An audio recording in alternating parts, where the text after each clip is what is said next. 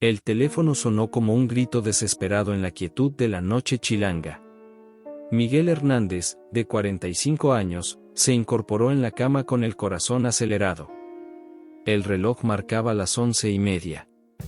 Las llamadas a esa hora nunca traían buenas noticias.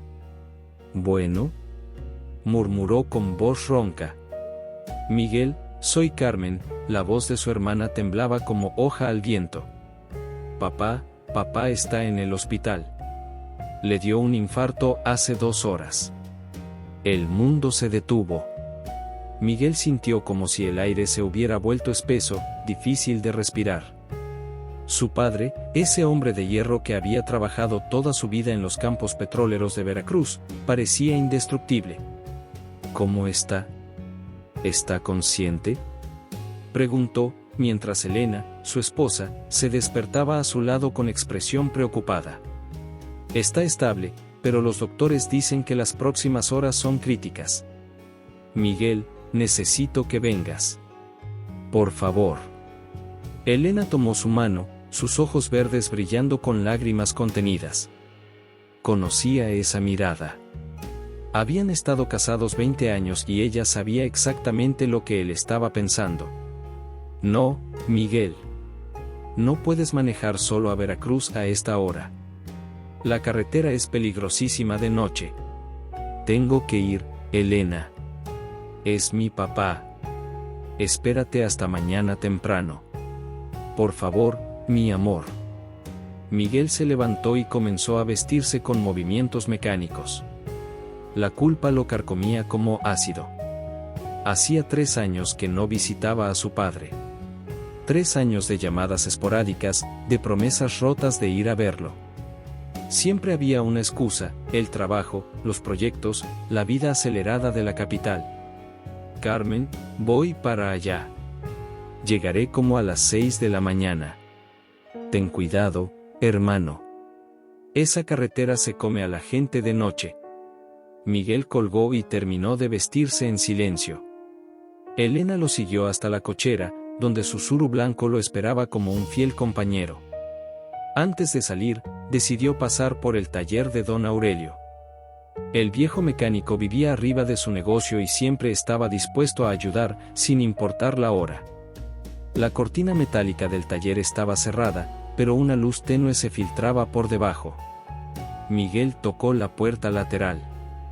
«¿Quién es?», gritó una voz áspera desde adentro.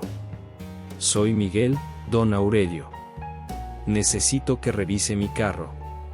Es una emergencia». El viejo mecánico abrió la puerta. Su rostro curtido por 60 años de vida mostraba preocupación genuina. Tenía las manos manchadas de grasa y olía a aceite quemado y tabaco. «¿Qué pasó, muchacho?». «Mi papá está en el hospital en Veracruz.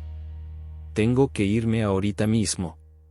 Don Aurelio frunció el ceño y se rascó la barba gris. «¿A Veracruz? ¿A esta hora?». «Ay, Miguel, esa carretera no perdona. Especialmente de noche». «No tengo opción, don Aurelio». El mecánico suspiró y se dirigió al auto. Revisó los niveles de aceite, agua y frenos con la experiencia de décadas. Sus movimientos eran precisos, casi rituales. «El carro está bien, pero escúchame», dijo, limpiándose las manos con un trapo grasiento. «Esa carretera tiene mala fama. He visto cosas que no se pueden explicar». «¿Qué tipo de cosas?». Don Aurelio miró hacia la oscuridad de la calle, como si temiera que alguien estuviera escuchando. «Apariciones, muchacho. Gente que ve figuras en blanco caminando por el arcén. Otros que escuchan llantos en la radio. Yo mismo, hace 15 años, vi a una mujer vestida de novia parada en medio de la carretera. Cuando frené, ya no había nada». Miguel sintió un escalofrío, pero lo atribuyó a la brisa nocturna. «Son solo leyendas, don Aurelio. Puede ser, pero más vale que tengas cuidado. Lleva esto», le entregó una pequeña estampita de la Virgen de Guadalupe. «Y si ves algo raro, no te detengas. Sigue manejando hasta que llegues a un lugar con gente. Miguel guardó la estampita en su cartera, más por respeto al viejo que por convicción. Regresó a casa por sus cosas. Elena lo esperaba con una maleta pequeña y una termo de café. «Prométeme que me vas a llamar cada hora», le dijo, abrazándolo fuerte. «Te prometo que voy a llegar bien. Y prométeme que si te sientes muy cansado, te vas a parar en un hotel». «Te lo prometo». Se besaron con la desesperación de quienes saben que la vida puede cambiar en un instante. Miguel subió al auto y encendió el motor. El Tsuru ronroneó suavemente, listo para el viaje. Eran las 12:15 cuando salió de su colonia en la Ciudad de México. Las calles estaban prácticamente vacías, solo algunos taxis y camiones de carga rompían la soledad urbana. Tomó el periférico hacia el sur, rumbo a la autopista que lo llevaría a Puebla y después a Veracruz. Mientras manejaba, Miguel pensaba en su padre. Recordaba sus manos callosas enseñándole a pescar en el río Jamapa, sus historias sobre los pozos petroleros, su risa estruendosa cuando contaba chistes en las reuniones familiares. También recordaba las discusiones, especialmente la última, 3 años atrás, cuando su padre le había reprochado haberse vuelto muy citadino y haber perdido el respeto por las tradiciones familiares. «Ya no crees en nada, mijo», le había dicho. «Te volviste de esos que todo lo quieren explicar con la ciencia. Pero hay cosas en este mundo que la ciencia no puede tocar». Miguel había respondido con soberbia, diciendo que las supersticiones eran cosa del pasado. Ahora, manejando en la oscuridad hacia un padre que podría estar muriendo, esas palabras le dolían como espinas clavadas en el alma. El teléfono sonó. Era Carmen otra vez. «¿Cómo vas, hermano? Acabo de salir de la ciudad». «¿Cómo está papá?» «Igual. Los doctores dicen que está respondiendo bien al tratamiento, pero Miguel está preguntando por ti. Dice que tiene que contarte algo importante. Dile que ya voy en camino. Ten cuidado. Está lloviendo acá en Veracruz». Miguel miró hacia el cielo. Las nubes se veían pesadas, cargadas de tormenta. A lo lejos, los relámpagos iluminaban el horizonte como flashes de una cámara gigantesca. Aceleró un poco más. La carretera se extendía ante él como una serpiente negra, llevándolo hacia un destino que cambiaría su vida para siempre. La lluvia comenzó como una caricia suave sobre el parabrisas, pero en cuestión de minutos se convirtió en un diluvio que obligó a Miguel a reducir la velocidad. Los limpiaparabrisas luchaban contra el agua como soldados cansados en una batalla perdida. Había dejado atrás Puebla hace una hora y ahora se adentraba en la zona montañosa que separaba el altiplano de la costa veracruzana. La carretera serpenteaba entre cerros cubiertos de niebla, y cada curva parecía llevarlo más profundo en un mundo diferente, más primitivo. El teléfono sonó nuevamente. Era Elena. «¿Cómo vas, mi amor?» «Bien, pero está lloviendo muy fuerte. Voy despacio. ¿No quieres regresarte? Puedes salir mañana temprano». Miguel miró el reloj del tablero, las 2:30 de la madrugada. Llevaba más de 2 horas manejando y apenas había recorrido la mitad del camino. «No, ya estoy muy lejos. Además, cada minuto cuenta». Mientras hablaba con Elena, su mente viajaba al pasado. Recordaba los veranos de su infancia en Veracruz, cuando sus padres lo llevaban a él y a Carmen a visitar a los abuelos. La casa de adobe con techo de tejas rojas, el patio lleno de plantas tropicales, el olor a café recién molido mezclándose con el aroma del mar. Su padre trabajaba en las plataformas petroleras del Golfo de México. Partía por semanas enteras y regresaba con historias increíbles sobre tormentas en alta mar, ballenas que aparecían junto a las plataformas, y compañeros que juraban haber visto sirenas en las noches de luna llena. «El mar tiene sus secretos, mijo», le decía mientras pescaban en el malecón. «Y la tierra también. Hay cosas que nuestros ojos no pueden ver, pero que están ahí, esperando». Miguel siempre había pensado que eran solo cuentos para entretener a un niño. Estudió ingeniería civil, se especializó en estructuras, se casó con Elena y construyó una vida basada en la lógica y la razón. Las supersticiones de su familia le parecían pintorescas pero obsoletas. La ruptura definitiva había llegado cuando su padre le pidió que regresara a Veracruz para hacerse cargo del negocio familiar de pesca. Miguel había rechazado la oferta sin contemplaciones. «Yo no nací para oler a pescado toda la vida, papá. Tengo una carrera, una vida en la capital». «Una vida vacía», había respondido su padre con tristeza. «Te olvidaste de dónde vienes, de quién eres». Esa había sido su última conversación cara a cara. 3 años de silencio orgulloso, roto solo por llamadas esporádicas en Navidad y cumpleaños. El teléfono volvió a sonar. «Carmen». «Miguel, ¿dónde estás?» «Pasando Orizaba». «¿Cómo está papá?» «Despertó hace un rato. Está muy débil, pero consciente. Sigue preguntando por ti». «¿Qué le dijiste?» «Que ya vienes en camino». «Pero Miguel, dice cosas raras». «¿Qué tipo de cosas?»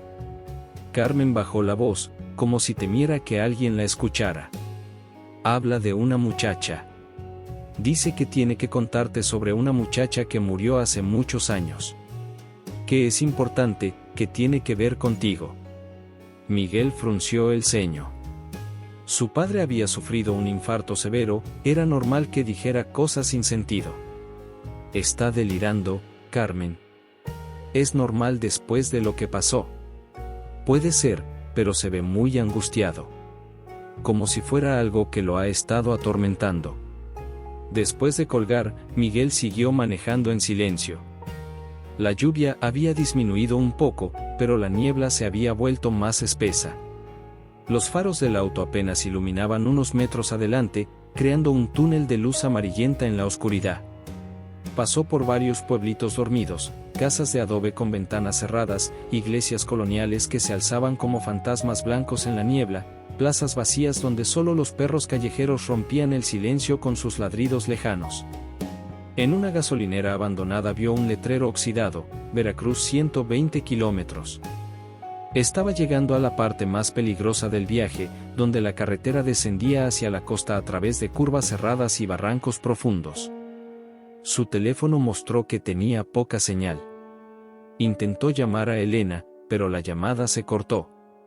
Se sintió completamente solo, como si fuera la única persona despierta en el mundo. Encendió la radio para hacer compañía. Sintonizó una estación que transmitía música de marimba, pero la señal era débil y se mezclaba con interferencias extrañas. A veces parecía escuchar voces susurrando en el fondo, pero se convenció de que era solo estática. Mientras bajaba por una curva particularmente cerrada, recordó las palabras de don Aurelio sobre las apariciones en esa carretera. Se rió de sí mismo por sentir un escalofrío. Era un hombre educado, racional. No iba a dejarse asustar por leyendas rurales. Pero cuando miró por el espejo retrovisor y vio que no había ningún auto detrás de él en kilómetros, cuando se dio cuenta de que llevaba más de 1 hora sin ver a otro ser humano, cuando la niebla comenzó a moverse de maneras que desafiaban el viento, Miguel sintió que algo había cambiado.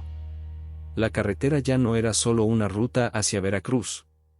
Se había convertido en un pasaje hacia algo desconocido, algo que lo esperaba en la oscuridad. Miró el reloj, las 3:15 de la madrugada. La hora más oscura de la noche, cuando el velo entre los mundos se vuelve más delgado. Sin saberlo, Miguel se acercaba al encuentro que cambiaría para siempre su comprensión de la realidad. Las 3:30 de la madrugada. Miguel había entrado en esa zona de la carretera que los lugareños conocían como el tramo maldito, 15 kilómetros de curvas peligrosas donde la niebla se volvía tan espesa que parecía tener vida propia. No había casas, no había luz eléctrica, solo la oscuridad primordial de la montaña veracruzana. La radio había dejado de funcionar completamente. Solo emitía un zumbido constante que ponía los nervios de punta. Miguel la apagó y continuó manejando en un silencio que parecía presionar contra sus tímpanos.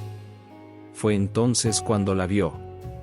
Al principio pensó que era un truco de la niebla, una ilusión óptica causada por el cansancio y la tensión.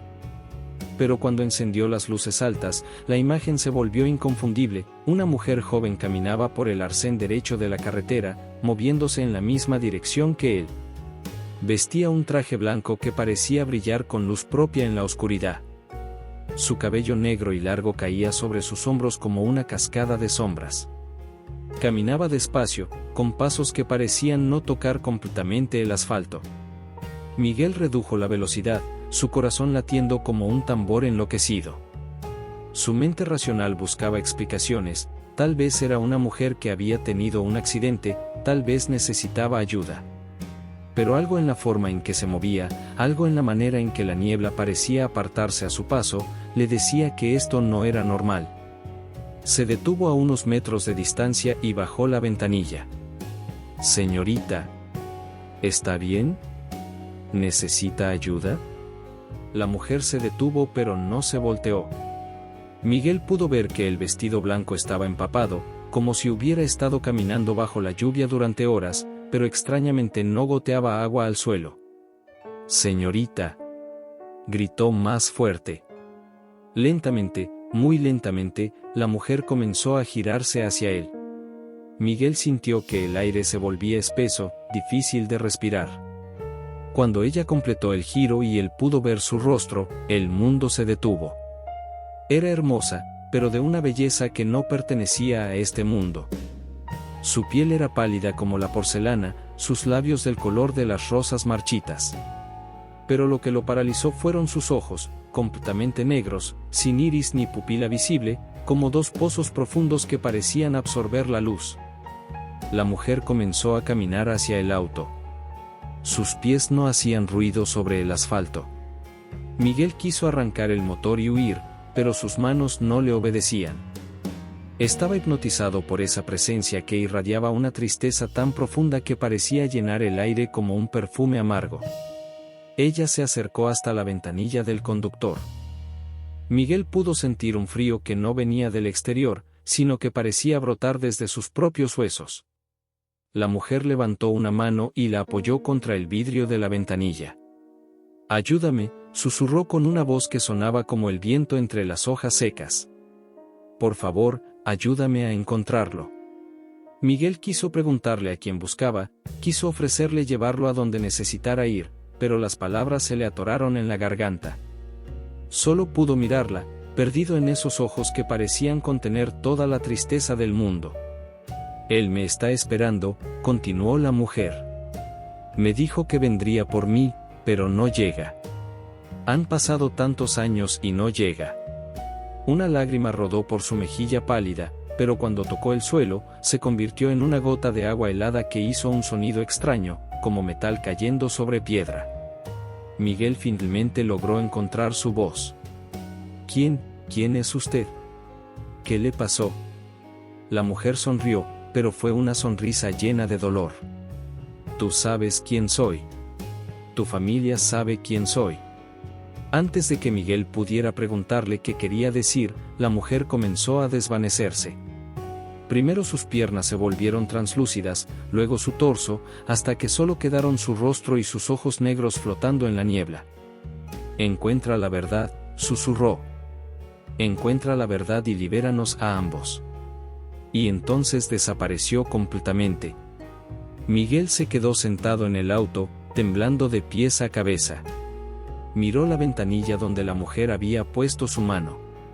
Había una marca perfecta de una mano húmeda, pero el agua no se deslizaba hacia abajo como debería. Permanecía ahí, desafiando la gravedad, como si estuviera congelada en el tiempo.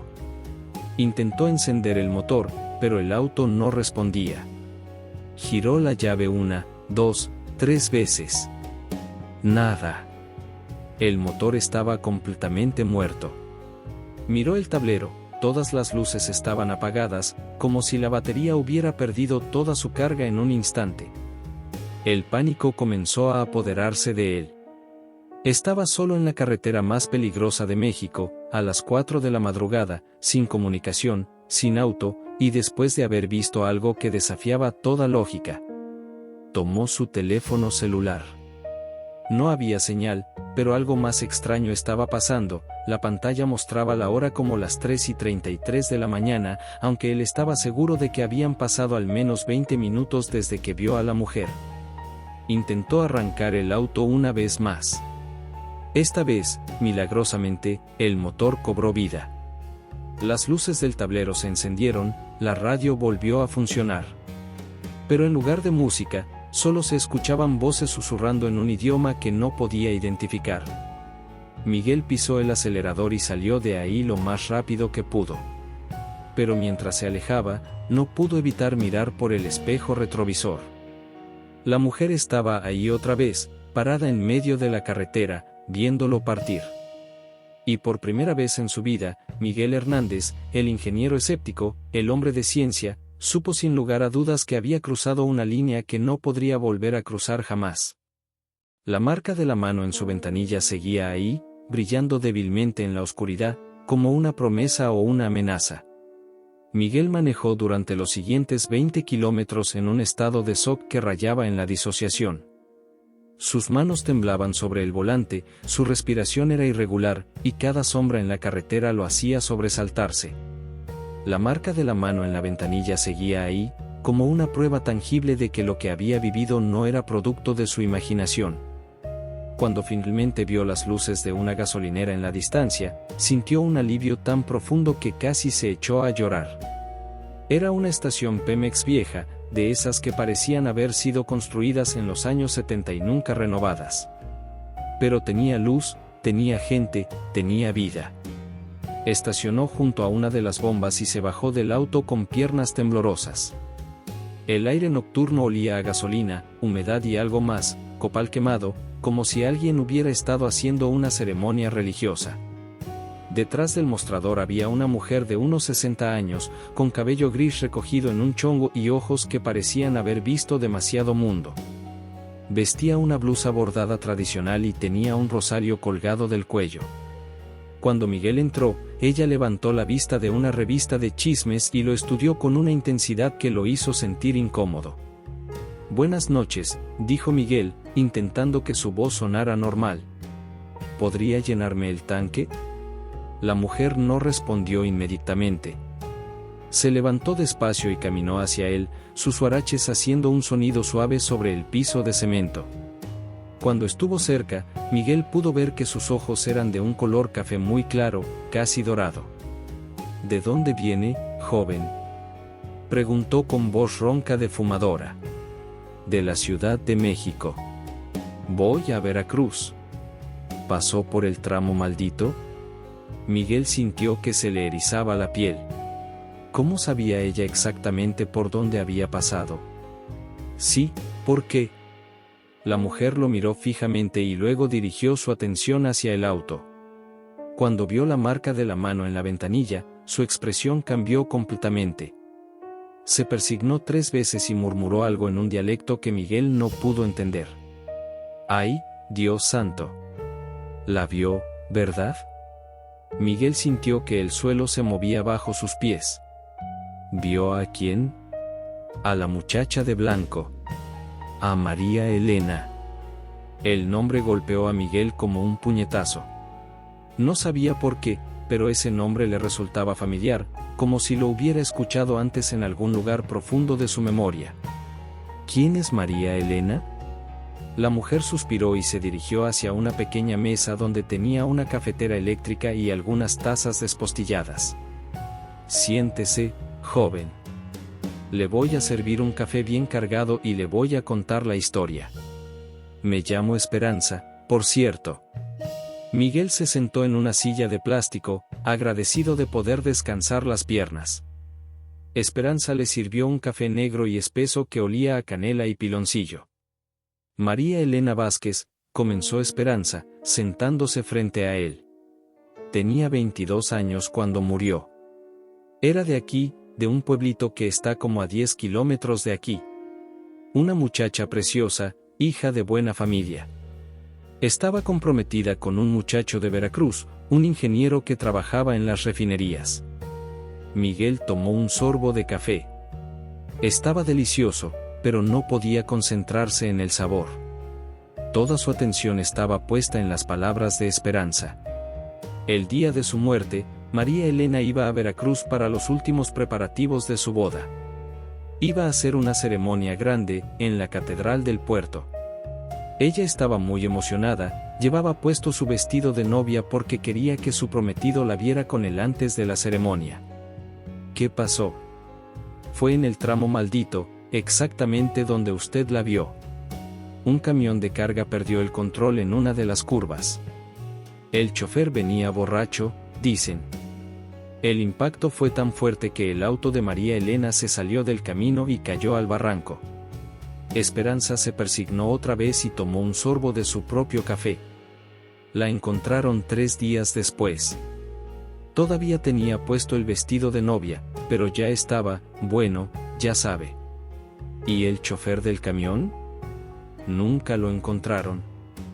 Se dio a la fuga. Algunos dicen que se fue para el norte, otros que se escondió en algún pueblo de la sierra. El caso nunca se resolvió. Miguel sintió un escalofrío que no tenía nada que ver con el aire acondicionado de la gasolinera. ¿Y por qué aparece en la carretera? Porque está esperando. Su prometido le había dicho que esa noche, después de que ella llegara a Veracruz, él iría a buscarla para llevarla a cenar. Pero ella nunca llegó. Y él nunca supo que había muerto hasta 2 días después. Esperanza se levantó y caminó hacia una pequeña vitrina donde tenía estampitas religiosas y veladoras. Tomó una fotografía enmarcada y se la mostró a Miguel. Era una foto en blanco y negro de una mujer joven y hermosa, con ojos grandes y sonrisa radiante. Vestía un traje elegante de los años 80 y tenía el cabello peinado hacia atrás. Miguel sintió que se le cortaba la respiración, era exactamente la misma mujer que había visto en la carretera, pero con vida, con luz en los ojos. Esa foto me la dio su mamá antes de morirse. Me pidió que la pusiera aquí, para que la gente supiera quién era la muchacha que aparece en la carretera. ¿Aparece seguido? No a todo mundo. Solo a ciertas personas. Siempre hombres, siempre de noche, siempre en el mismo lugar. Y siempre les dice lo mismo, que la ayuden a encontrar a su prometido. Miguel dejó la taza de café sobre la mesa. Sus manos temblaban tanto que el líquido se derramó un poco. ¿Qué les pasa a los que la ven? Esperanza lo miró con una mezcla de compasión y preocupación. Depende. Algunos se vuelven locos, empiezan a tener pesadillas, a escuchar voces. Otros se obsesionan con encontrar la verdad sobre su muerte. ¿Y otros qué? Otros logran ayudarla a encontrar la paz. Pero para eso tienen que descubrir qué pasó realmente esa noche. Y tienen que encontrar una manera de que ella se reúna con su prometido, aunque sea en el más allá. Miguel se levantó bruscamente, derramando el resto del café. Esto es una locura. Yo no creo en fantasmas ni en apariciones. Debe haber una explicación lógica. Esperanza sonrió con tristeza. ¿Una explicación lógica para la marca en su ventanilla? ¿Para que su auto se apagara exactamente en ese momento? ¿Para que ella supiera su nombre sin que usted se lo dijera? Miguel se detuvo en seco. Ella no sabía mi nombre. ¿No? Entonces, ¿por qué le dijo que su familia la conocía? Miguel sintió que el mundo se tambaleaba a su alrededor. Era cierto. La mujer había dicho eso. Pero él no recordaba haberle dicho su apellido. Mire, joven, dijo Esperanza, acercándose a él. Yo llevo trabajando en esta gasolinera 30 años. He visto pasar por aquí a docenas de hombres que tuvieron el mismo encuentro que usted. Algunos huyeron y nunca más supimos de ellos. Otros regresaron, obsesionados, buscando respuestas. ¿Y encontraron respuestas? Algunos sí. Y cuando las encontraron, María Elena dejó de aparecérseles. Encontró la paz. Miguel pagó la gasolina y caminó hacia su auto. La marca de la mano seguía ahí, pero ahora parecía más tenue, como si se estuviera desvaneciendo lentamente. Joven. gritó Esperanza desde la puerta de la gasolinera. Si de verdad quiere ayudarla, busque a su familia en Veracruz. Los Vázquez todavía viven ahí. Y tenga cuidado, una vez que María Elena lo escoge, no lo va a dejar en paz hasta que cumpla su misión. Miguel subió al auto y arrancó el motor. Mientras se alejaba de la gasolinera, miró por el espejo retrovisor y vio a Esperanza parada bajo la luz fluorescente, viéndolo partir con expresión preocupada. No sabía si creer todo lo que le había dicho, pero una cosa era segura, su viaje a Veracruz ya no era solo para ver a su padre moribundo. Ahora tenía otra misión, una que no había buscado pero que parecía haber sido elegida para él. Y en el fondo de su corazón, Miguel sabía que su vida nunca volvería a ser la misma. Los siguientes 50 kilómetros fueron los más largos de la vida de Miguel. Después de salir de la gasolinera de Esperanza, los fenómenos paranormales se intensificaron de una manera que desafiaba toda lógica. Primero fueron las luces del auto. Los faros comenzaron a parpadear sin razón aparente, creando un efecto estroboscópico que hacía que la carretera pareciera una secuencia de fotografías desconectadas. Miguel revisó los controles, pero todo parecía estar en orden. Sin embargo, cada vez que las luces parpadeaban, por una fracción de segundo podía ver la silueta de María Elena caminando junto al auto, manteniendo el mismo ritmo sin importar qué tan rápido manejara. Luego fue la radio. A pesar de que la había apagado, comenzó a encenderse sola, sintonizando estaciones que no existían. En lugar de música, transmitía sonidos extraños, llantos de mujer, susurros en idiomas desconocidos, y ocasionalmente, una voz masculina que gritaba un nombre, María Elena. María Elena, espérame. Miguel intentó apagarla varias veces, incluso desconectó los cables, pero la radio seguía funcionando como si tuviera vida propia. El volumen subía y bajaba sin que él tocara los controles, y a veces las voces parecían venir directamente del asiento del copiloto. Pero lo más perturbador era la temperatura. Dentro del auto hacía un frío que no correspondía con el clima tropical de Veracruz. Su aliento se condensaba en pequeñas nubes de vapor, y cuando tocaba el volante, sus manos se entumecían como si estuviera manejando en pleno invierno. Sin embargo, cuando bajaba las ventanillas, el aire exterior era cálido y húmedo. Su teléfono sonó, sobresaltándolo. Era Elena. Mi amor, ¿cómo vas? Estaba preocupadísima, no me habías llamado. Miguel miró el reloj del tablero, las 5:15 de la mañana. Había perdido completamente la noción del tiempo. Estoy bien, ya casi llego a Veracruz. ¿Seguro que estás bien? Te escucho muy raro. Miguel no sabía cómo explicarle a su esposa que estaba siendo perseguido por el fantasma de una mujer muerta. Elena era una persona práctica, con los pies bien puestos en la tierra. Pensaría que se había vuelto loco. Solo estoy cansado. Ha sido un viaje muy largo. ¿No has visto nada extraño en la carretera? Mi mamá me contó que esa ruta tiene mala fama. Miguel estuvo a punto de contarle todo, pero en ese momento la radio se encendió sola otra vez, esta vez transmitiendo lo que parecía ser una conversación telefónica entre un hombre y una mujer. ¿Ya llegaste a Veracruz, mi amor? No, mi vida, tuve un problema con el auto. Pero ya voy en camino. Te estoy esperando en el hotel. Tengo tantas ganas de verte. Yo también. Mañana va a ser el día más feliz de nuestras vidas. Miguel sintió que se le erizaba la piel. Era como escuchar los últimos momentos de felicidad de María Elena antes de su muerte. ¿Qué es ese ruido?, preguntó Elena.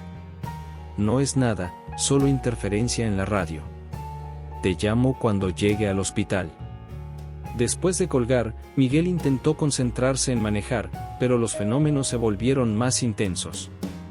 El motor comenzó a fallar de manera intermitente, como si alguien estuviera jugando con el acelerador. En varias ocasiones el auto se detuvo completamente en medio de la carretera, obligándolo a intentar arrancarlo mientras rezaba para que no viniera otro vehículo por detrás. Durante uno de estos episodios, mientras giraba desesperadamente la llave de encendido, escuchó una voz clara y directa que parecía venir del asiento trasero: no tengas miedo. Solo quiero que sepas la verdad. Miguel se volteó bruscamente, pero el asiento estaba vacío. Sin embargo, pudo sentir una presencia, como si alguien estuviera sentado ahí, observándolo. ¿Qué verdad?, preguntó en voz alta, sintiéndose ridículo por hablar solo. La verdad sobre esa noche. La verdad sobre tu familia. ¿Qué tiene que ver mi familia con esto? Pero no hubo respuesta. El motor arrancó súbitamente y Miguel pudo continuar su viaje. Su teléfono sonó otra vez. Esta vez era Carmen. Miguel, ¿dónde estás? Los doctores dicen que papá está empeorando.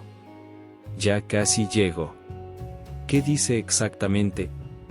Está muy agitado. Sigue hablando de esa muchacha, pero ahora dice cosas más específicas. Dice que fue su culpa, que él la mató.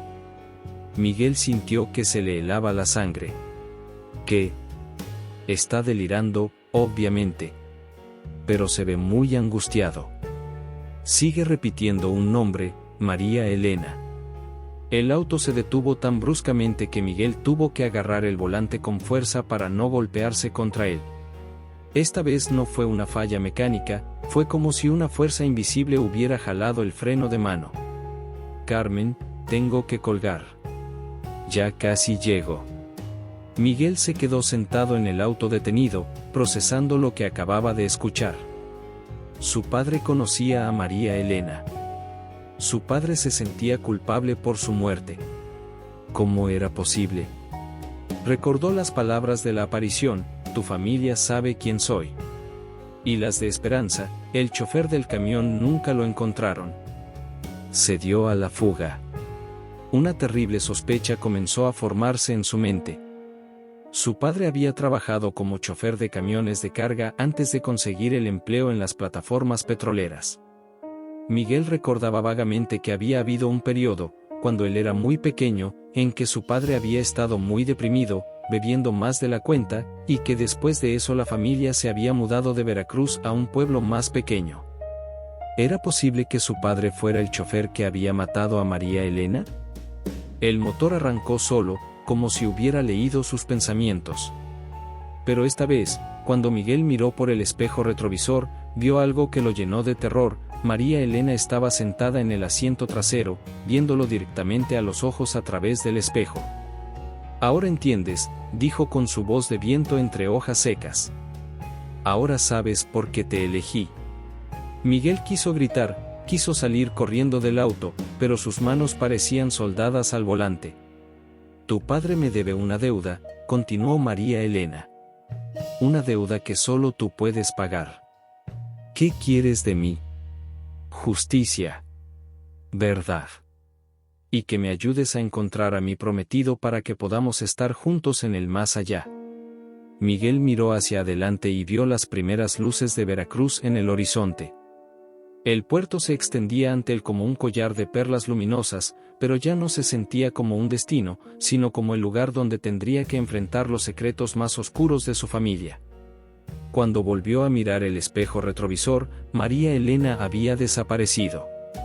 Pero su presencia seguía ahí, invisible pero tangible, acompañándolo en los últimos kilómetros hacia una verdad que cambiaría todo lo que creía saber sobre su padre, su familia y él mismo. El hospital estaba a solo 10 minutos de distancia, pero Miguel sabía que el verdadero viaje apenas estaba comenzando. El Hospital Regional de Veracruz se alzaba como una fortaleza de concreto y cristal contra el cielo que comenzaba a aclararse. Eran las 6:30 de la mañana cuando Miguel finalmente estacionó su Tsuru en el área de visitantes. Sus manos temblaban tanto que tardó varios intentos en apagar el motor. La marca de la mano en la ventanilla había desaparecido completamente, como si nunca hubiera existido. Pero Miguel sabía que lo que había vivido en la carretera era real.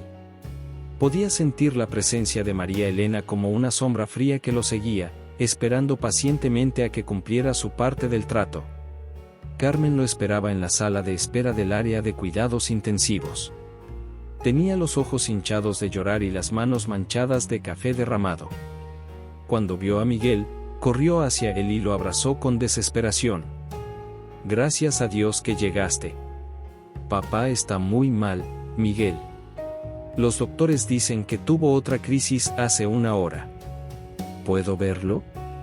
Sí, pero solo por unos minutos.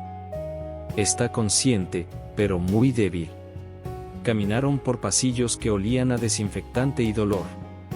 Miguel había estado en muchos hospitales por su trabajo, supervisando la construcción de nuevas instalaciones médicas, pero nunca había sentido esa opresión en el pecho, esa sensación de que cada paso lo llevaba más cerca de una verdad que no estaba seguro de querer conocer. La habitación 304 era pequeña y estaba llena de máquinas que emitían pitidos constantes. En la cama, conectado a varios tubos y cables, estaba su padre, Aurelio Hernández, de 72 años, el hombre que había sido su héroe de la infancia y su adversario en la edad adulta. Se veía diminuto bajo las sábanas blancas. Su piel tenía un color grisáceo y sus ojos, que siempre habían sido brillantes y llenos de vida, ahora parecían hundidos en las cuencas. Pero cuando vio entrar a Miguel, una chispa de alivio iluminó su rostro. «Mijo, viniste». Miguel se acercó a la cama y tomó la mano de su padre. Estaba fría y áspera, marcada por décadas de trabajo duro. «Claro que vine, papá. ¿Cómo te sientes?» «Como si me hubiera pisado un camión», dijo Aurelio con una sonrisa débil. «Pero mejor ahora que estás aquí. Tengo que contarte algo, Miguel. Algo que debí haberte dicho hace muchos años». Carmen se acercó desde el otro lado de la cama. «Papá, no te agites. El doctor dijo que tienes que descansar». «No, mija. Esto no puede esperar más». «Miguel, ¿tuviste algún problema en la carretera?». La pregunta golpeó a Miguel como un rayo. Su padre sabía algo. Su expresión, la manera en que lo miraba, todo confirmaba las terribles sospechas que habían comenzado a formarse en su mente. «¿Por qué me preguntas eso, papá?».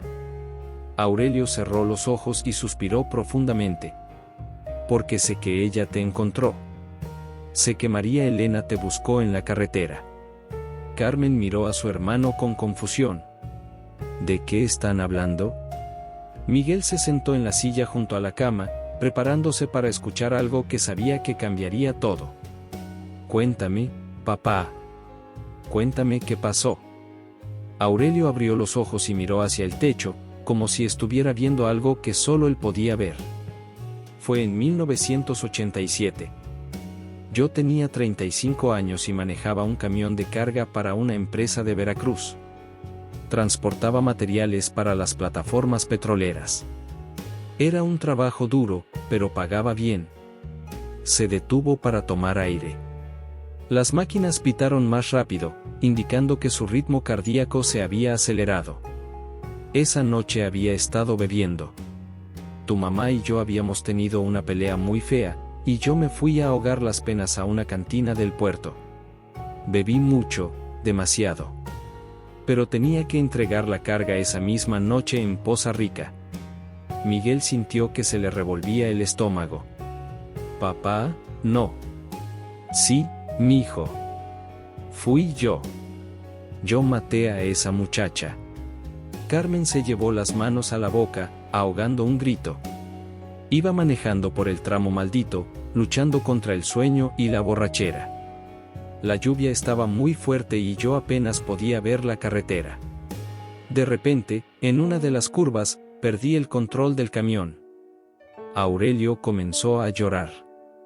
Eran lágrimas silenciosas que rodaban por sus mejillas arrugadas. Vi las luces de un auto que venía en dirección contraria. Traté de enderezar el camión, pero era demasiado tarde. El impacto fue terrible. El auto se salió de la carretera y cayó al barranco.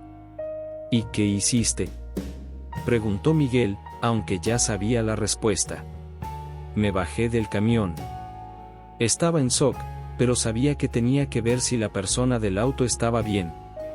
Bajé al barranco y la encontré. Aurelio se incorporó un poco en la cama, con gran esfuerzo. Era una muchacha joven, muy bonita. Vestía un traje blanco, como de novia. Estaba muerta, Miguel. Murió en el impacto. ¿Y te fuiste? Entré en pánico. Pensé en mi familia, en ustedes. Si me quedaba, iba a la cárcel. Tu mamá se quedaría sola con 2 niños pequeños. Así que me fui. Carmen se había sentado en la otra silla, llorando en silencio. Pero antes de irme, revisé el auto para ver si había algo que pudiera identificarme. Encontré una maleta en el asiento trasero. Tenía ropa, algunas joyas, y una carta.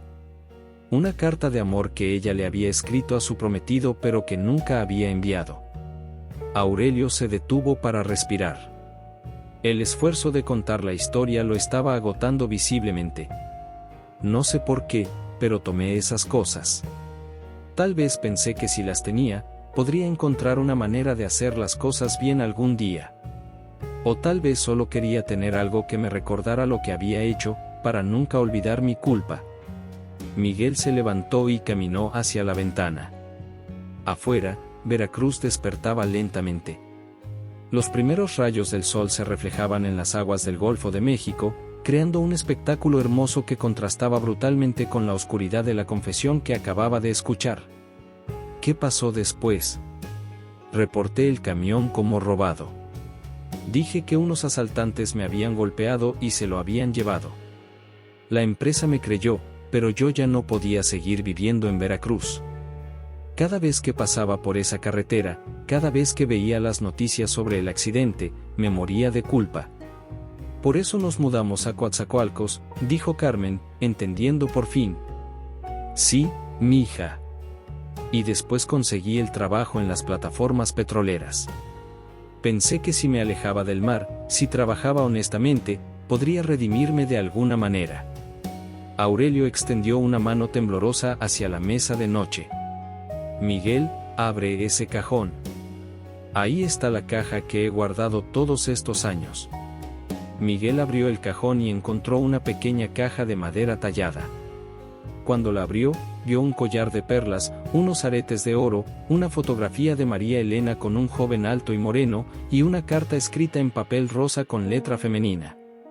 Esa es la carta que nunca pudo enviar, susurró Aurelio. Léela. Con manos temblorosas, Miguel desdobló la carta. La tinta se había desvanecido un poco, pero las palabras seguían siendo legibles. Mi querido Roberto, mañana será el día más feliz de mi vida. Después de 3 años de noviazgo, finalmente nos vamos a casar. No puedo dormir de la emoción. Sigo pensando en todo lo que hemos planeado, nuestra luna de miel en Acapulco, la casita que vamos a comprar cerca del puerto, los hijos que vamos a tener. Te amo tanto que a veces me duele el pecho. Eres el hombre más bueno y noble que he conocido. Sé que vamos a ser muy felices juntos. Mañana en la noche, después de la ceremonia, cuando estemos solos en el hotel, te voy a entregar esta carta. Quiero que sepas que eres mi vida entera, mi futuro, mi todo. Con todo mi amor, María Elena. Miguel terminó de leer con lágrimas en los ojos. La carta era un testimonio de amor puro, de esperanza, de un futuro que nunca llegó a realizarse. ¿Quién era Roberto?, preguntó. Roberto Mendoza. Era ingeniero en la refinería de Minatitlán. Después del accidente, él la buscó por días. Cuando finalmente encontraron el auto, él se volvió loco de dolor. Dicen que nunca se recuperó. Carmen se acercó a Miguel y miró la fotografía. En ella, María Elena sonreía radiante junto a un hombre joven de ojos bondadosos y sonrisa amplia. ¿Qué pasó con él? Se fue de Veracruz poco después del funeral. Algunos dicen que se fue a trabajar a las plataformas del Golfo, otros que se mudó a Estados Unidos. Nunca más se supo de él. Aurelio se incorporó con gran esfuerzo y tomó las manos de Miguel. Mijo, por eso ella te encontró en la carretera. Por eso te eligió a ti. Necesita que alguien de mi familia haga lo que yo nunca tuve el valor de hacer. ¿Qué es lo que quiere? Justicia. Que se sepa la verdad. Y que alguien encuentre a Roberto para que sepa que ella lo amaba, que iba a casarse con él cuando murió. Ella no puede descansar en paz hasta que él sepa que no lo abandonó, que no cambió de opinión sobre la boda. Miguel miró la caja con las pertenencias de María Elena. Ahora entendía por qué la aparición había dicho que su familia la conocía. Entendía por qué había sido elegido para esta misión. ¿Cómo puedo encontrar a Roberto después de tantos años? No lo sé, mijo. Pero tienes que intentarlo. Es la única manera de que María Elena encuentre la paz. Y es la única manera de que yo pueda morir tranquilo. En ese momento, una enfermera entró a la habitación. Disculpen, pero el paciente necesita descansar. Las visitas pueden regresar en la tarde. Miguel guardó la caja bajo su brazo y se despidió de su padre con un beso en la frente. Voy a encontrar la manera de arreglar esto, papá. Te lo prometo. Cuando salieron de la habitación, Carmen tomó a Miguel del brazo. ¿De verdad crees que viste a esa mujer en la carretera? Miguel miró hacia la ventana del hospital, donde el sol ya había salido completamente. Pero en el reflejo del vidrio, por una fracción de segundo, pudo ver el rostro de María Elena sonriéndole con gratitud. Sí, Carmen. La vi. Y voy a ayudarla a encontrar la paz que merece. La verdad había salido a la luz después de más de 30 años. Ahora comenzaba la parte más difícil, encontrar a Roberto Mendoza y cumplir la promesa que Miguel le había hecho a un fantasma en una carretera desolada. 3 días después de la confesión de su padre, Miguel había logrado una pista sobre Roberto Mendoza. A través de contactos en la industria petrolera y después de llamar a docenas de personas, finalmente encontró a un ex compañero de trabajo que recordaba a Roberto. Sí, lo recuerdo bien, le había dicho por teléfono ingeniero Ramírez, ahora jubilado. Roberto era un muchacho muy serio, muy trabajador. Después de lo que pasó con su novia, se volvió muy callado. Un día simplemente no regresó al trabajo. Dejó una carta de renuncia y se fue. ¿Sabe a dónde se fue? Escuché que se fue a trabajar a una plataforma en aguas profundas, de esas que están muy lejos de la costa. Pero eso fue hace muchos años. No sé si siga vivo. Miguel había pasado los últimos 3 días investigando, haciendo llamadas, buscando en registros públicos. Finalmente, a través de la Secretaría de Marina, logró encontrar información sobre Roberto Mendoza. Había trabajado en plataformas petroleras hasta 2010, cuando se jubiló por una lesión en la espalda. Su última dirección conocida era un pequeño pueblo pesquero llamado Nautla, a unos 100 kilómetros al norte de Veracruz. Su padre había mejorado un poco, lo suficiente para que los doctores le dieran de alta con la condición de que guardara reposo absoluto. Carmen se había quedado a cuidarlo, mientras Miguel emprendía lo que sabía sería el viaje más importante de su vida. Eran las 7 de la noche cuando salió de Veracruz rumbo a Nautla. Esta vez no iba solo, llevaba consigo la caja con las pertenencias de María Elena, incluyendo la carta de amor que nunca había podido entregar. Pero había decidido hacer una parada antes de llegar a Nautla. Tenía que regresar al tramo maldito, al lugar exacto donde había visto a María Elena por primera vez. Sabía que ella estaría esperándolo ahí. Mientras manejaba por la carretera costera, Miguel reflexionaba sobre cómo había cambiado su vida en apenas una semana. El hombre que había salido de la Ciudad de México era un ingeniero escéptico que no creía en nada que no pudiera medir o calcular. El hombre que ahora manejaba hacia una cita con un fantasma había aprendido que el mundo tenía dimensiones que la ciencia no podía explicar. Su teléfono sonó. Era Elena. ¿Cómo vas, mi amor? ¿Ya encontraste a ese señor? Creo que sí. Voy camino a verlo. Ten cuidado. Y Miguel, sé que esto suena loco, pero desde que regresaste de Veracruz, siento que algo cambió en ti.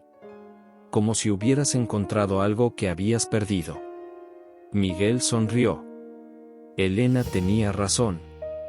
Había encontrado algo, la conexión con sus raíces, con las tradiciones de su familia, con un mundo más amplio y misterioso del que había imaginado. Te amo, Elena. Cuando regrese, vamos a tener una conversación muy larga.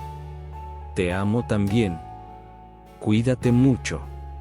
Cuando llegó al tramo maldito, Miguel estacionó el auto exactamente en el mismo lugar donde había visto a María Elena la primera vez. La noche era clara, sin lluvia ni niebla, pero el aire tenía esa misma calidad extraña, como si estuviera cargado de electricidad. Se bajó del auto con la caja en las manos y caminó hasta el centro de la carretera. No había tráfico, era como si el universo hubiera conspirado para darles privacidad. María Elena, dijo en voz alta. Sé que estás aquí. Tengo algo para ti. Al principio no pasó nada. Solo el sonido de los grillos y el viento entre los árboles. Pero gradualmente, el aire comenzó a enfriarse y una luz tenue apareció a unos metros de distancia. La luz se intensificó y tomó forma humana. María Elena se materializó lentamente, pero esta vez era diferente. Ya no se veía como la aparición aterradora de la primera noche. Ahora parecía más sólida, más real, y había una expresión de esperanza en sus ojos. Viniste, dijo con su voz de viento entre hojas. Sabía que cumplirías tu promesa. Tengo tus cosas, dijo Miguel, levantando la caja. Y tengo información sobre Roberto. Los ojos de María Elena se iluminaron con una luz que no era de este mundo. ¿Está vivo? Sí, está vivo. Vive en un pueblo cerca de aquí. Nunca se casó, María Elena. Te ha estado esperando todos estos años. María Elena se llevó las manos al pecho, como si el corazón que ya no latía hubiera dado un salto de alegría. ¿De verdad? De verdad. Y tengo algo más. Miguel abrió la caja y sacó la carta de amor. El papel se iluminó con una luz dorada cuando María Elena lo vio. Mi carta, la carta que iba a darle en nuestra noche de bodas. Tu padre guardó todas tus cosas durante más de 30 años. Nunca pudo olvidarte, nunca pudo perdonarse lo que hizo. María Elena caminó hacia Miguel. Con cada paso que daba, el aire se volvía más cálido, como si su presencia estuviera trayendo vida de vuelta al mundo. ¿Él está arrepentido? Completamente. Ha vivido con la culpa todos estos años. Por eso se mudó, por eso cambió de trabajo, por eso se alejó de todo lo que le recordara esa noche. María Elena extendió una mano hacia la carta. Cuando sus dedos tocaron el papel, este comenzó a brillar con una luz intensa. Necesito que se la entregues a Roberto. Necesito que sepa que lo amaba, que iba a casarme con él, que no lo abandoné. Se la voy a entregar. Pero María Elena, hay algo más que necesita saber. Ella lo miró con curiosidad. Roberto nunca dejó de amarte. Según las personas con las que hablé, nunca se interesó en otra mujer. Ha vivido como un viudo todos estos años, esperando el día en que pudiera reunirse contigo. Las lágrimas comenzaron a rodar por las mejillas de María Elena, pero esta vez no eran lágrimas de tristeza. Eran lágrimas de alivio, de gratitud, de amor. ¿Crees que él querrá verme? Estoy seguro de que sí. María Elena cerró los ojos y levantó el rostro hacia el cielo estrellado. Siento que algo está cambiando. Siento que la oscuridad que me ha rodeado todos estos años se está desvaneciendo. De repente, el aire se llenó de una música suave, como si una orquesta invisible estuviera tocando una canción de amor. Miguel miró a su alrededor, pero no pudo identificar de dónde venía la música. ¿Escuchas eso?, preguntó María Elena. Sí, lo escucho. Es nuestra canción. La canción que Roberto y yo elegimos para nuestro primer baile como esposos. La música se volvió más intensa, y Miguel pudo ver que alrededor de ellos comenzaban a aparecer luces doradas, como luciérnagas gigantes que danzaban en el aire. Está pasando algo, susurró María Elena. puedo sentir que él está cerca. En ese momento, una figura masculina comenzó a materializarse al otro lado de la carretera. Era un hombre joven, de unos 25 años, vestido con un traje elegante. Tenía el cabello peinado hacia atrás y una sonrisa que iluminaba toda su cara. «Roberto», gritó María Elena. El hombre corrió hacia ella, y cuando se encontraron en el centro de la carretera, se abrazaron con una pasión que trascendía la muerte. Miguel pudo sentir el amor que emanaba de ellos como ondas de calor. «Mi amor», dijo Roberto.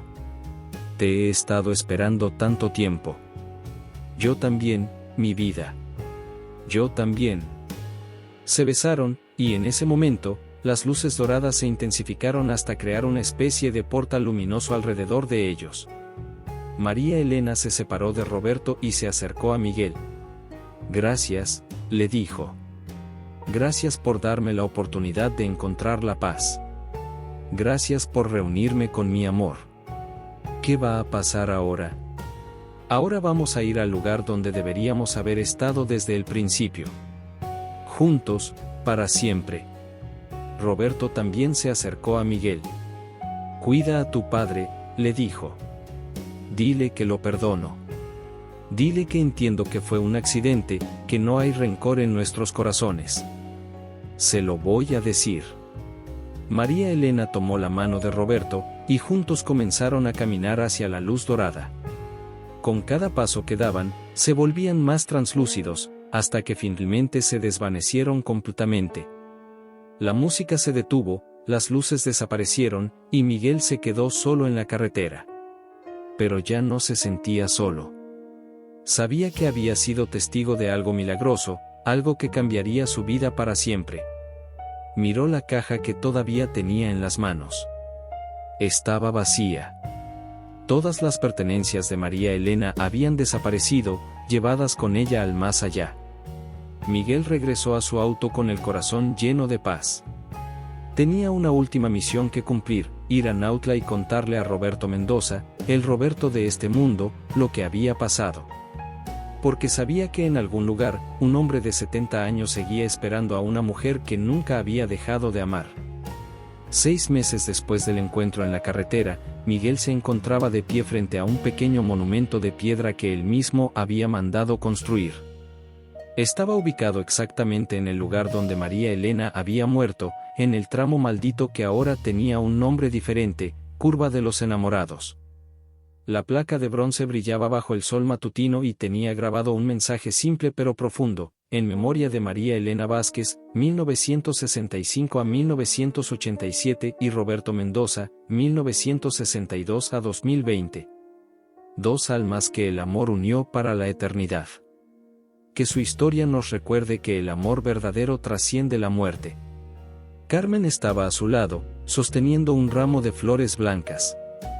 Su padre, Aurelio, se apoyaba en un bastón pero había insistido en acompañarlos para la ceremonia de inauguración del monumento. ¿Crees que ella esté en paz ahora?, preguntó Carmen. Miguel sonrió, recordando la noche en que había visitado a Roberto Mendoza en Nautla. El encuentro había sido uno de los más emotivos de su vida. Roberto vivía solo en una pequeña casa frente al mar. A los 70 años, seguía siendo un hombre apuesto, pero sus ojos llevaban el peso de décadas de soledad. Cuando Miguel le contó la historia completa, Roberto había llorado como un niño. Siempre supe que algo le había pasado, había dicho. Ella nunca me habría dejado plantado en el altar. Pero nunca encontraron al responsable del accidente, y yo me volví loco buscando respuestas. Miguel le había entregado una copia de la carta de amor que María Elena había escrito, y Roberto la había leído con manos temblorosas. Ella me amaba, había susurrado. Realmente me amaba. 3 meses después de esa visita, Roberto había muerto pacíficamente mientras dormía. Los doctores dijeron que había sido un paro cardíaco, pero Miguel sabía la verdad: Roberto finalmente había encontrado la paz para reunirse con su amor eterno. Sí, respondió Miguel a la pregunta de Carmen. Estoy seguro de que están juntos y en paz. Aurelio se acercó al monumento y depositó una corona de flores. «Perdóname, mija», susurró. «Perdóname por haberte robado tu futuro». Miguel puso una mano en el hombro de su padre. En estos 6 meses, su relación había cambiado completamente. La confesión y el perdón habían derribado las barreras que habían existido entre ellos durante años. «Ella ya te perdonó, papá. Roberto también. Ahora tienes que perdonarte a ti mismo». Elena se acercó al grupo. Había venido desde la Ciudad de México para acompañar a Miguel en esta ceremonia. En estos meses, ella también había cambiado. Al principio había sido escéptica sobre la historia de su esposo, pero gradualmente había llegado a aceptar que había fuerzas en el mundo que no podían explicarse con la razón. «¿Listos para ir a desayunar?», preguntó. «Esperanza nos está esperando en la gasolinera». El grupo se dirigió hacia los autos. Miguel fue el último en alejarse del monumento. Antes de irse, miró hacia la carretera y por un momento, solo por un momento, creyó ver 2 figuras caminando de la mano hacia el horizonte, desapareciendo en la luz dorada del amanecer. En la gasolinera, Esperanza los recibió con café recién hecho y tamales oaxaqueños. La mujer había envejecido en estos meses, pero sus ojos brillaban con una satisfacción profunda. «Ya no aparece más», les dijo mientras servía el café. Desde hace 6 meses, ningún viajero ha reportado haber visto a la muchacha de blanco. Finalmente encontró la paz. «¿Y usted cómo se siente?», preguntó Miguel. «Tranquila, mijo. Muy tranquila. Durante 30 años vi pasar por aquí a hombres aterrorizados, contándome la misma historia una y otra vez. Sabía que algún día llegaría alguien que podría ayudarla. Me da mucha alegría que hayas sido tú». Después del desayuno, la familia regresó a Veracruz. Miguel tenía una última parada que hacer antes de volver a la Ciudad de México. Se dirigió al cementerio municipal, donde había una tumba sencilla con el nombre de María Elena Vázquez. Durante décadas, la tumba había estado abandonada, cubierta de maleza y olvido. Pero ahora estaba impecable, con flores frescas y una nueva lápida de mármol blanco. Miguel no era el único que la visitaba. Había descubierto que Roberto había estado yendo ahí todos los domingos durante más de 30 años, llevando flores y hablándole a la mujer que amaba como si ella pudiera escucharlo. Y tal vez sí podía. Miguel se arrodilló frente a la tumba y depositó un ramo de rosas blancas. «Gracias, María Elena. Gracias por elegirme, por confiar en mí, por enseñarme que el amor es más fuerte que la muerte». Una brisa suave movió las hojas de los árboles cercanos, y Miguel pudo jurar que escuchó una voz susurrando: «Gracias a ti, Miguel. Gracias por devolverme mi amor». Cuando regresó a la Ciudad de México esa noche, Miguel era un hombre completamente diferente. Había dejado su trabajo en la empresa de construcción y había abierto una fundación para ayudar a familias de víctimas de accidentes de tráfico. También había comenzado a escribir un libro sobre su experiencia, no para convencer a los escépticos, sino para ofrecer esperanza a quienes habían perdido a seres queridos. Elena lo esperaba en casa con una cena especial. «¿Cómo te sientes?», le preguntó mientras cenaban. «En paz», respondió Miguel. «Por primera vez en mi vida, completamente en paz». «¿Crees que volverás a ver cosas sobrenaturales?». Miguel sonrió y tomó la mano de su esposa. «No lo sé. Pero ya no me da miedo. Aprendí que hay más cosas en el cielo y en la tierra de las que podemos imaginar. Y que el amor verdadero, nunca muere». Esa noche, Miguel durmió profundamente por primera vez en meses. No tuvo pesadillas, no escuchó voces extrañas, no sintió presencias invisibles. Solo paz. Y en sus sueños, vio a María Elena y Roberto bailando en un jardín lleno de luz, jóvenes y hermosos para siempre, celebrando la boda que la muerte les había robado pero que el amor les había devuelto. Cuando despertó a la mañana siguiente, Miguel sabía que su misión había terminado. pero también sabía que su vida apenas estaba comenzando. Había aprendido a creer en lo imposible, a aceptar el misterio, a honrar las tradiciones de sus ancestros. Y sobre todo, había aprendido que a veces, en las carreteras más oscuras de la vida, podemos encontrar la luz que nos guía de vuelta a casa. La historia de María Elena y Roberto se había convertido en leyenda en la región. Pero para Miguel, no era una leyenda. Era un recordatorio de que el amor verdadero nunca muere, y de que a veces, los vivos tienen la responsabilidad de ayudar a los muertos a encontrar la paz. Cada año, en el aniversario de su encuentro con María Elena, Miguel regresaba al monumento en la curva de los enamorados. Y cada año, dejaba flores blancas y susurraba una oración de gratitud por la mujer que había cambiado su vida para siempre. Porque Miguel Hernández había aprendido que en las carreteras de México, donde la historia y la leyenda se entrelazan como hilos de un tapiz ancestral, los muertos a veces necesitan a los vivos para encontrar su camino hacia la luz. Y él había tenido el honor de ser el guía en ese viaje hacia la eternidad. Fin.